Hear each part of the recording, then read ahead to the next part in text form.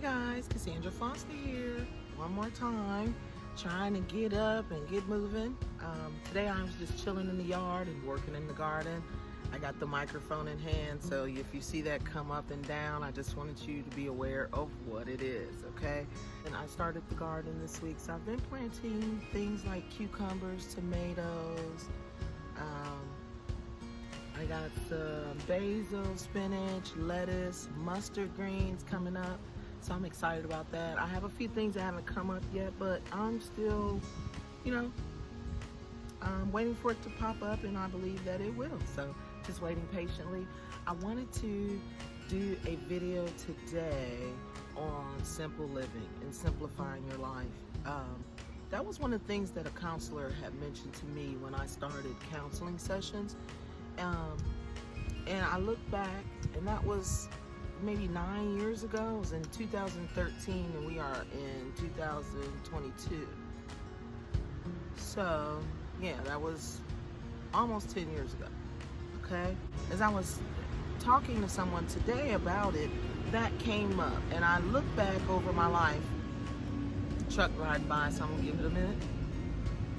I look back over my life, and I realized that that was the greatest piece of advice that I was given. There were so many things that I was doing. I was in church really heavy. I was on the praise team and choir, the church van, doing this and doing that, and so many activities that I was involved in, but I found myself so stressed out, especially coming out of a narcissistic, abusive relationship. And so for the counselor to tell me to simplify my life and only handle what I could handle at that time was really beneficial to me. So I began shutting things off. Whatever I couldn't handle, I got rid of, and I no longer participate in that.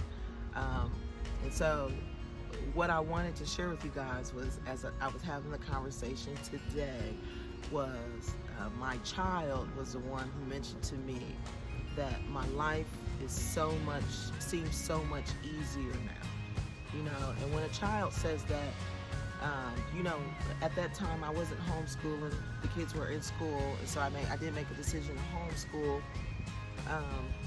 And so I can imagine them remembering, having to get up early, go to school, come home, do chores, repeat the cycle, and then we're already, got a lot on your plate.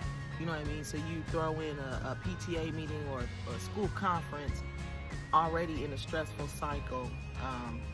It really wasn't good. But to hear today on how much easier he thought his life was, really made me take a look at some of the things that I had to make changes on. And I am so glad that I made those changes. If I had not have, I would still be stressed out, running around.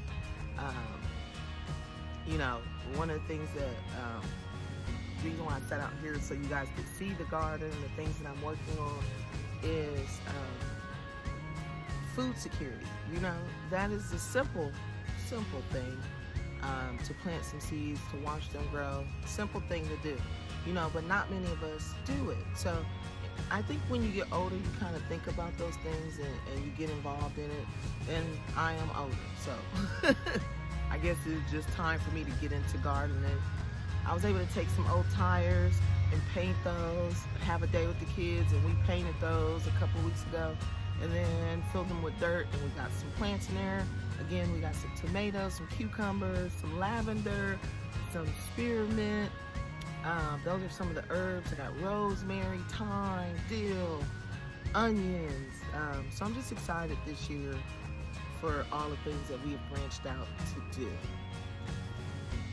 Another project that I'm working on. Okay. Now that life is simple, I've graduated from school in communications from OSU.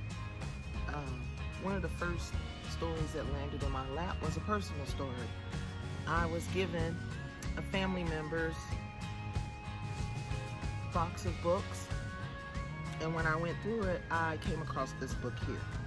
And this book is all about my family's origins in the U.S. And we know, history, U.S. history, so it wasn't like it was easy, okay? And that's why it's all about the Croon family and the Goodwood plantation.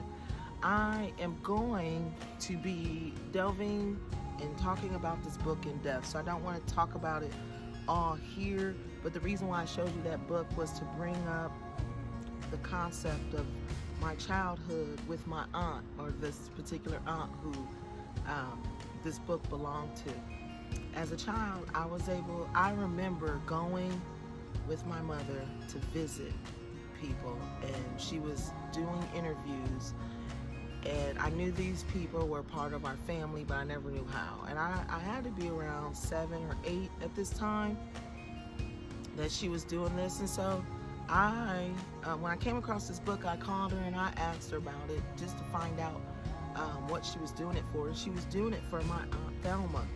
Her name was Thelma Abdul Kaleem, and she passed away some years ago, but I was able to get a hold of some of her things, and this book was one of them. And I just remember that time, and I remember all those people we went to visit, but I never knew what she was gathering that information for. And so when I found this book, I started thinking about how hard it must have been to look through this history, to learn about the plantation that your family was once enslaved upon, to dig through some of the content, because the words, I don't know, I know that she was older.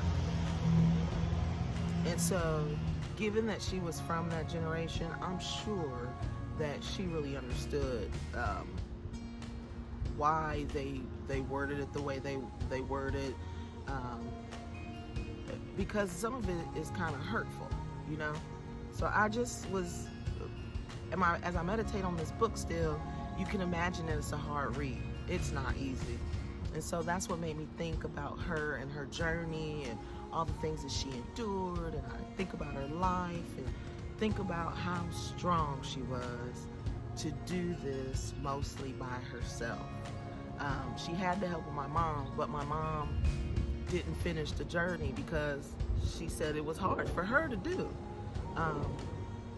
But my Aunt Thelma kept going. Now, she was educated. She actually did complete school and graduated college. So I think that plays a big role in it. Not saying that, you know, you need all of that to go further. I think that it just helped with her resolve to make sure that the assignment was completed. You know, even if it kind of gave her more of an understanding of what the assignment was really meant to be fully. And so I'm excited about that. I can't wait to show you all the things that she put in there. She was so detailed in her notes. She left tabs on the edge of the book, guys. And you can see there's paper sticking out. I have not disturbed any of her papers. There are a lot of index cards to go through. She was so detailed. She wrote down the case numbers for sales of people. She wrote down parcel sales. She wrote down the lawsuit that went on with this family afterwards. And I was able to find out about a lot about this particular plantation, which is still in existence and is currently a museum now, okay? Yeah, so it was a lot to take in, and so that's why it's taken me a while to process it and to talk about it and to share it, okay? You know, you don't have a lot of predecessors when it comes to this. You know, you do have Alex Haley, who did Roots, you know, and then there was another family not too long ago on 60 Minutes who actually bought a home, and then they later found out that the home was actually the plantation that their family were slaves on. Again, as you can imagine, this is not the easiest information to get through, so check out that documentary. It's on 60 Minutes, and I saw it on YouTube. It was published within the last month or two, so it's a fairly recent video. Feel free to leave comments below, like, comment, and subscribe, and let me know your thoughts about this and what your questions are, if you have any, and what your thoughts are about it. And then getting back to simplified life. I know that's why my aunt was able to make it through doing this too. Um, she was always about, always quiet. Like, she was the quietest person you would ever meet, but always had the best wisdom, the best advice to give you. So I think that played a big role in her being able to do this, like I said. So I'm gonna get through it too.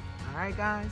Until next time, again, don't forget to like, comment, and subscribe, and let me know your thoughts. All right, talk to you guys later. Bye.